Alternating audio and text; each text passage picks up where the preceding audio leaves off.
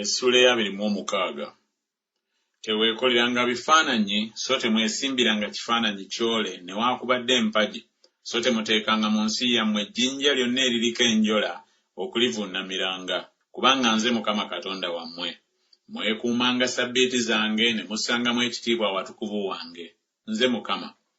Bwe munaatambuliranga mu mateeka gange ne mwekuumanga ebiragiro byange ne mubikola, kale nnaawanga enkuba yammwe mu ntuuko zaayo, n'ensi eneebalanga ekyengera kyayo, n'emiti egy'omu nnimiro ginaabalanga ebibala byagyo. N'okuwuula kwammwe kunaatuukanga ku kunoga zabbibu, n'okunoga kunaatuukanga ku biro eby'okusigiramu. Era munaalyanga emigaati gyammwe okukkuta, ne mutuula mu nsi yammwe mirembe. Nange nnaawanga emirembe mu nsi, era munaagalamiranga so tewaabenga anaabatiisanga.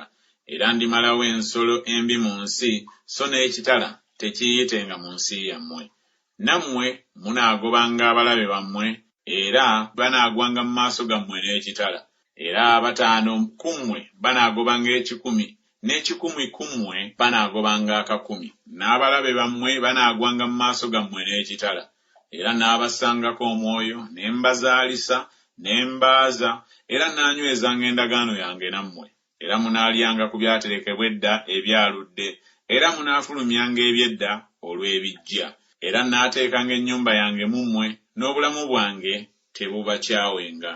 Era naatambuliranga mu mmwe ne mbeera Katonda wammwe, nammwe munaabanga bantu bange. Nze Mukama Katonda wammwe yabaggya mu nsi y'e Misiri, muleme okuba abaddu baabwe, era mmenye ebisibe eby'ekikoligo kyammwe, ne mbatambuza nga mwesimbye. Naye bwe mutampulirenga ne mutakola biragiro bino byonna, era bwe munaagaananga amateeka gange, n'obulamu bwammwe bwe bunaakyawanga emisango gyange, n'obutakola ne mutakolanga biragiro byange byonna, naye ne muleka endagaano yange, nange naabakolanga bwe nti. Naalagiranga entiisa okubeera ku mmwe, akakono n'omusujja, ebinaamalangamu amaaso, ne bikoozimbya obulamu, era munaasigiranga busensigo zammwe, kubanga abalabe bammwe banaaziryanga. Era n'aboolekezanga amaaso gange, nammwe munaakubibwanga mu maaso g'abalabe bammwe, ababakyawa be banaabafuganga, era munaddukanga nga tewali agoba. Era n'ebyo byonna bwe binaalemwanga okubampuliza, kale ndyeyongera emirundi 7 okubabonereza olw'ebibi byammwe. Era naamenyanga amalala ag'obuyinza bwammwe, era naafuulanga eggulu lyammwe okuba ng'ekyuma, n'ettaka lyammwe okuba ng'ekikomo, n'amaanyi gammwe ganaagenderanga busa, kubanga ensi yammwe teebalenga kyengera kyayo, so n'emiti egy'omu nsi tegiibalenga bibala byagyo. Era bwe munaatambuliranga mu kuyomba nange, ne mutampulira, ndyeyongeranga emirundi 7 okubaleetako ebibonyoobonyo ng'ebibi byammwe bwe binaabanga. Era naasindikanga mu mmwe ensolo ey'omu nsiko eneebanyagangako abaana bammwe, era eneezikirizanga ebisibo byammwe, era eneebakendeezanga, n'amakubo gammwe ganaazikanga. Era n'ebyo bwe binaalemwanga okubakomyawo gye ndi, naye ne mutambuliranga mu kuyomba nange, kale nange naatambuliranga mu kuyomba nammwe. Era naabakubanga emirundi 7 nze mwene olw'ebibi byammwe.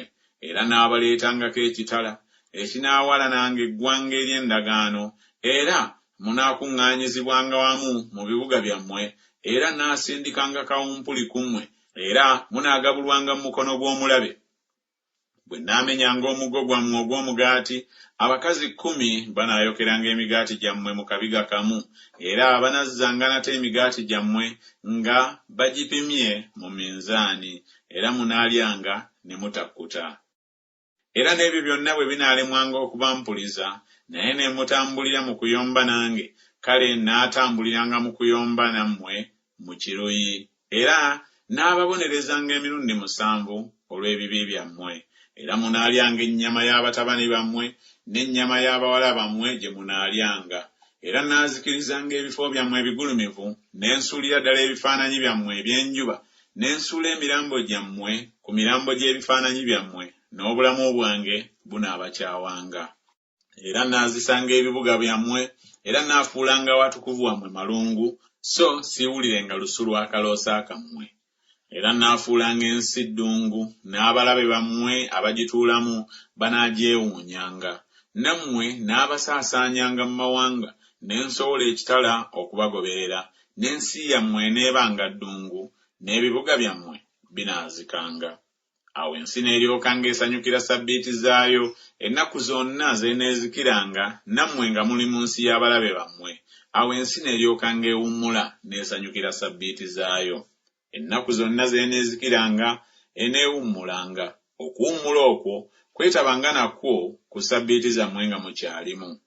N'abo abanaasigalangawo ku mmwe naasindikanga obutabaamu mwoyo mu mutima gwabwe mu nsi z'abalabe baabwe, n'eddoboozi ly'akasubi akamenyeka linaabagobanga, era banaddukanga ng'omuntu bw'adduka ekitala, era banaagwanga nga tewali agoba. Era banaalinyagananga bokka na bokka ng'abadduka ekitala nga tewali agoba, so temuubenga n'amaanyi okuyimirira mu maaso g'abalabe bammwe. Era munaazikiriranga mu mawanga, n'ensi y'abalabe bammwe eneebalyanga.